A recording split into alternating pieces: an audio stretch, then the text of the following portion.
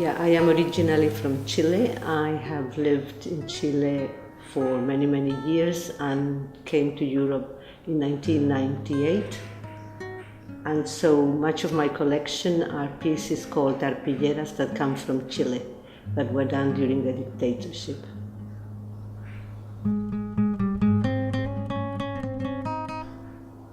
The future name of the section will be Textile Narratives of Conflict, and it will be concentrating on arpilleras, quilts, and other textiles that have as a basis the narratives of conflict and the way women have experienced it during the conflict or the aftermath. The section will contain photographs, but also will document all the exhibitions in Northern Ireland or in other countries, as well as associated activities and workshops where women start making their own textiles, describing the conflicts they are living presently.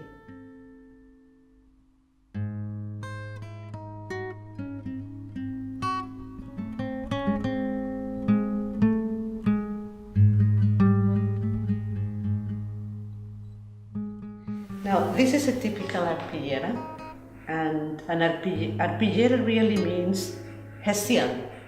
So originally, many of the arpilleras were made on Hessian, or they were also done with the material of the flour sacks.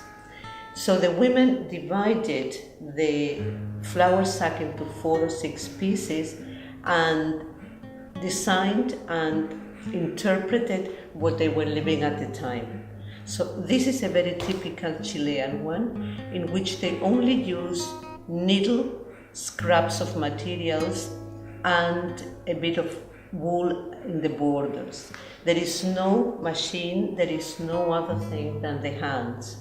Now, most of the arpilleras have the shape of this shape, and they represent the mountains that are the typical element of the Chilean culture. The whole country, the 4,200 kilometers, are crossed by the mountains, so it's a symbol of identity. And most of the arpilleras have also the sun in the middle as a political statement that the sun shines for everybody. And here you have an event. It's a time that the women did an action in front of one of the prisons in Chile, saying and demanding freedom to the political prisoners. And to one side you can see the police cars. They are not afraid of the police car. That was a constant during the struggle, to have the police there threatening and creating fear. Now, quite special in this arpillera is the use of the characters in both. One is a white character and the other is a dark-skinned person, showing that the people who look after the prisoners come of all social extracts and backgrounds. And the colors of this is meant to really give life and the context, and that the women are struggling to a better life. So that's the sense of the colors, not that the flats wear that color. Color is used from the scraps they have available, and if you look at this gray one, this is the material of the school uniform, so that was what was available at the time. And the idea of making the borders was to make sure that these pieces were not going to be used for something practical, that they would be a story, it would be a picture, and they would speak to the people about who see them, about what's going on in Chile, and bring out reactions and responses of solidarity.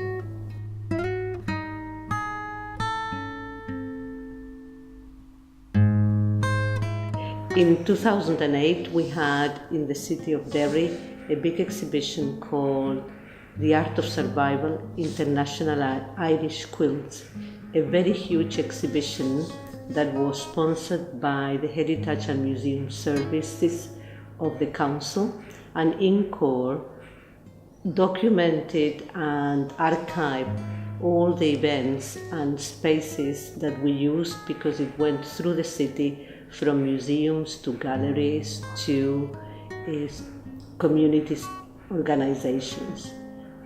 Since then, this work has expanded and we have documented 67 exhibitions, of which 37 have taken place in Northern Ireland and the rest around the world.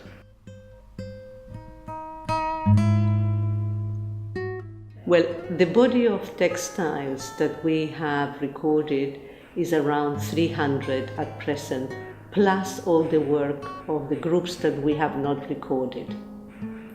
This work has only been possible thanks to the steady and work of the staff at INCO and CAIN that have taken the time and the expertise to record not only the exhibitions but all the paper materials like catalogues, leaflets, so that there is an account of the exhibition and the activities once they stop being exhibited.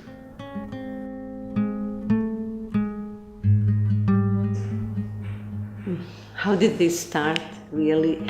It started in an effort to document how conflict has affected ordinary life of families and communities, as I had worked for the Truth Commission in Chile and realized that the Truth Commission only documented the events of the tragedy, but the family had a change in their lives.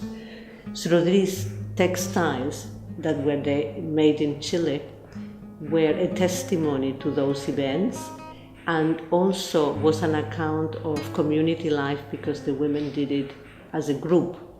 So when living in Northern Ireland and asked how I could contribute or give ideas on how to work on dealing of the past, I brought them to life, and I went back to my original collection that dates from 1975, looking for pieces I had lent or given away to set up the first exhibition. Also because Primo Levi had said that there is no language that can really document the experience of a concentration camp or a limit violation of human rights. So the textile is an exercise and a way to do that.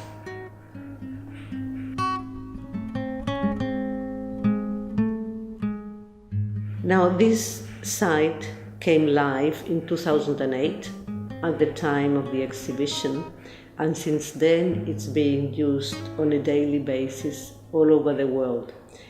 And I think I can mention that because when people want to connect or want to ask or want to refer to what they would like to do in connection to textiles, they use the CAIN website.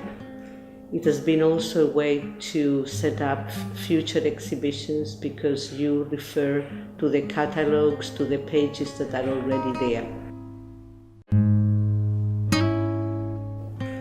Presently, we are working on documenting in such a way that in the future the events and the pictures and the photographs and the catalogues can be easier accessed than they are at present.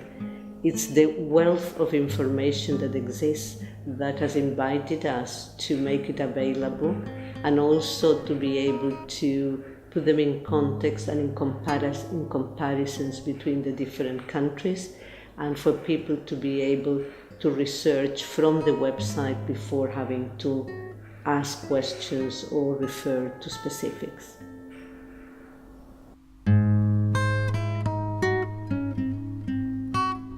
The relevance of this archive is that it's not only the images that are recorded, it's the life of these textiles in the context of the exhibitions, with all what they produce at the time and they leave as a legacy. We have archives that document numbers of arpilleras or quilts, but they are not in the set of the experiences that they have promoted.